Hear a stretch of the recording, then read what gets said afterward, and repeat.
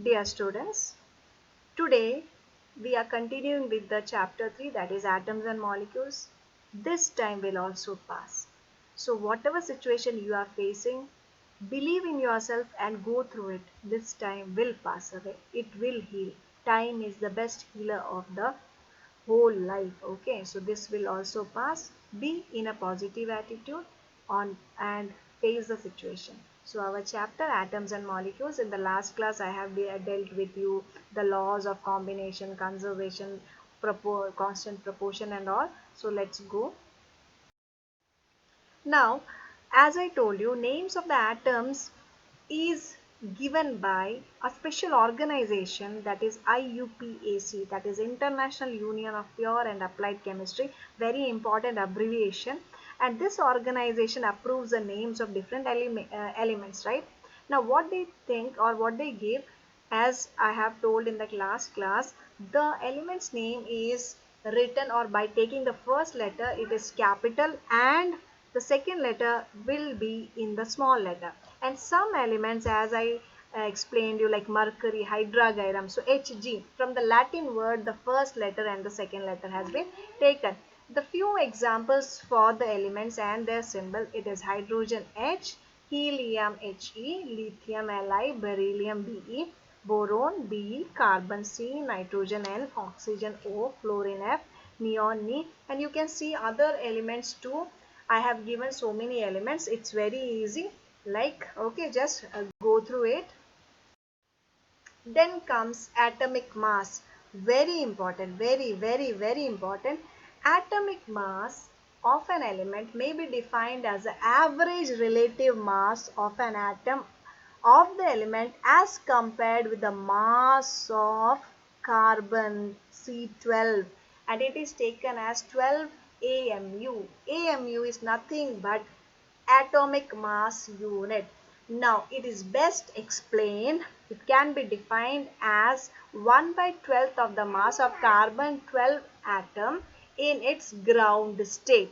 Now for example, if we are doing something, suppose I am going to a shop and I am buying something, and the shopkeeper used to take the weight, because suppose I am taking half kg, so he is putting 500 kg in the other one, okay, the weighing balance. So I have a reference to have my own thing weighed. Like that, to find out the atomic mass of anything, we have the reference of carbon 12 atom, and that is what we are always taking as 1 by 12th of the mass of carbon 12 atom. This is the reference. So very important, atomic mass. Now always remember, the mass number is calculated by adding the protons and the neutrons. Now protons, neutrons and electrons are the three members, three particles, three ions present in the atom. Atom is made up of these three ions, right? These three particles.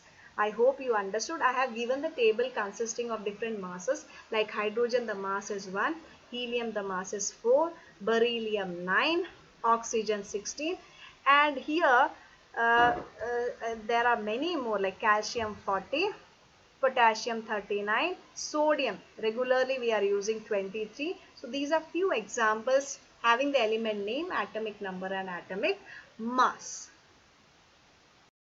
Now molecule, what do you mean by molecule? A group of two or more than two atoms of the same or different elements that are chemically bonded is called a molecule. For example, if we are taking hydrogen, it is consisting of one hydrogen and another always together. So that is why we are writing it as H2.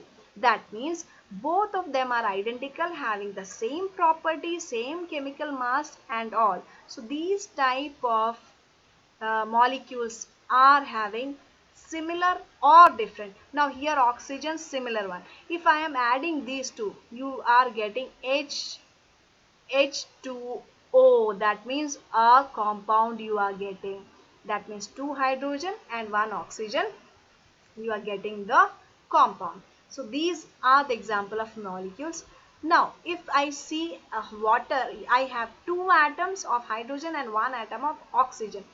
when we are calculating the number of atoms, it is known as atomicity.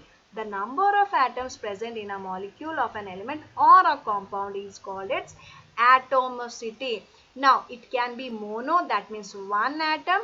It can be di, that means two atoms.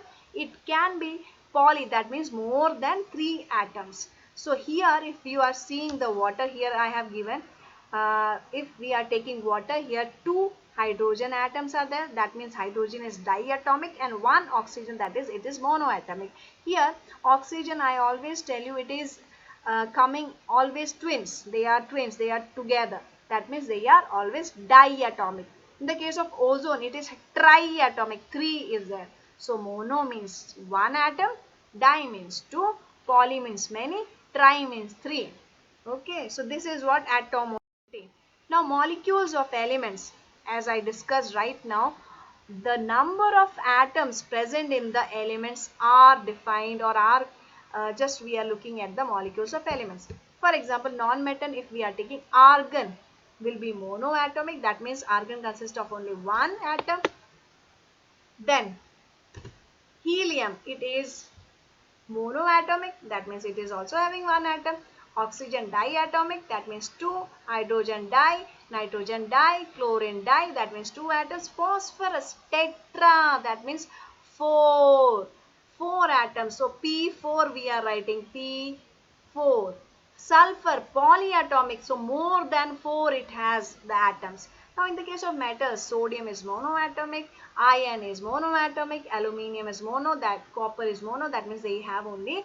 Understood? Now coming to molecules of compounds, atoms of different elements join together in a definite proportion to form the molecules. So always remember, a particular ratio of atoms only join to form a definite molecule or compounds. As I already explained you, water exists in the ratio 1:8. So hydrogen will be 1 and oxygen will be 8. They will always present in this ratio only. So whenever you are changing the ratio of hydrogen, automatically oxygen will also change. So likewise, ammonia NH3, that means 14:3. 14 is the nitrogen and 3 is the hydrogen. Carbon dioxide, 3:8. So 3 gram is the carbon and 8 gram is the oxygen. So these ratio are universal. These compounds are always present in this ratio. Hope you understood.